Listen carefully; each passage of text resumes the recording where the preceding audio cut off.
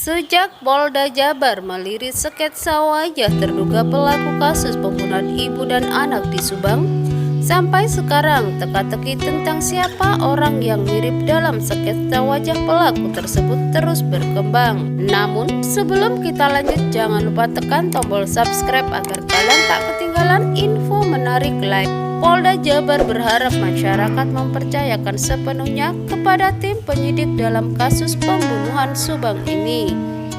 Banyak masyarakat atau para netizen yang bertanya kepada Polda Jabar terlihat begitu kesulitan mengungkap kasus Subang ini. Lantas, mampukah polisi mengungkap misteri pembunuhan Subang tersebut atau masih menjadi misteri?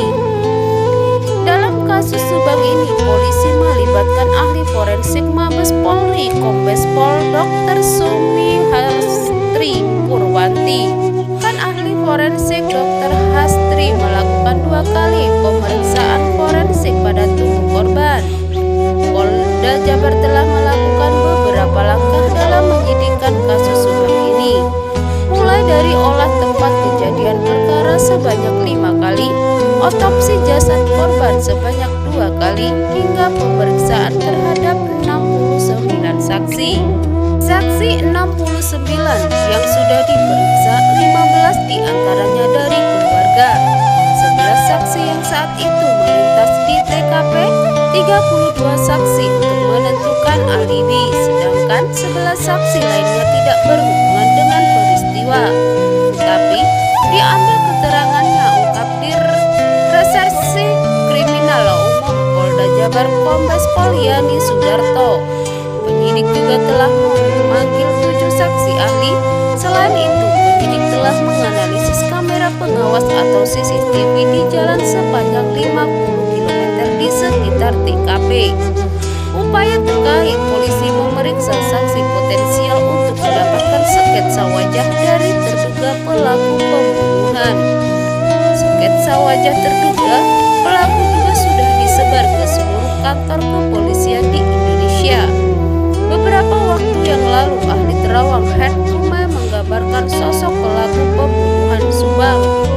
Sebelumnya, Head Kumai menggambarkan sosok pelaku kasus Subang, namun kali ini Head Kumai menerawang lokasi keberadaan sosok pelaku kasus Subang tersebut.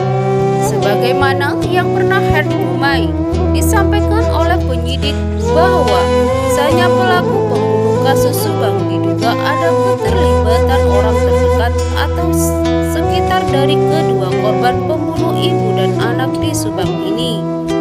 Ada keterlibatan berbagai pihak dari penerawangan saya, yang mana ini sangat dekat dengan ibu dan anak yang menjadi korban, kata Head Kumai.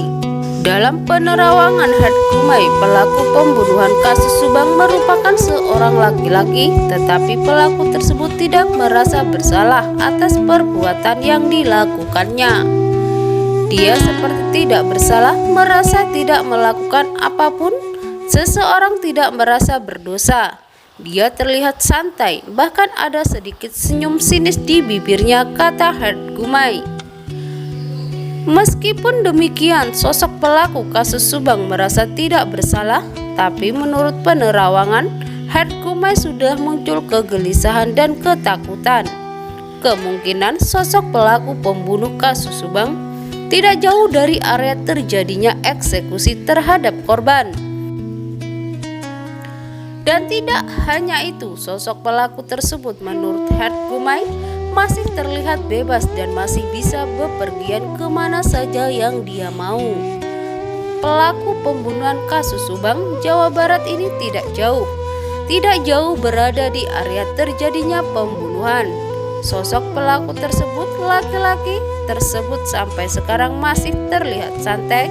Dia masih terlihat bebas kemanapun dia mau, ungkap Head Kumai. Sosok laki-laki tersebut akan masuk jeruji. Saya melihat air mata laki-laki itu menangis tapi tidak seperti bersalah, ungkap Head Kumai. Mengingat rumitnya kasus pembunuhan ibu dan anak di Subang, bahkan tersangka kasus ini dicurigai lebih dari 1 orang. Seperti yang pernah diungkapkan oleh Dr. Sumi Hastri baik itu dalang atau otak pembunuhan, eksekutor ataupun pelaku yang membantu melancarkan aksi kejihnya ini.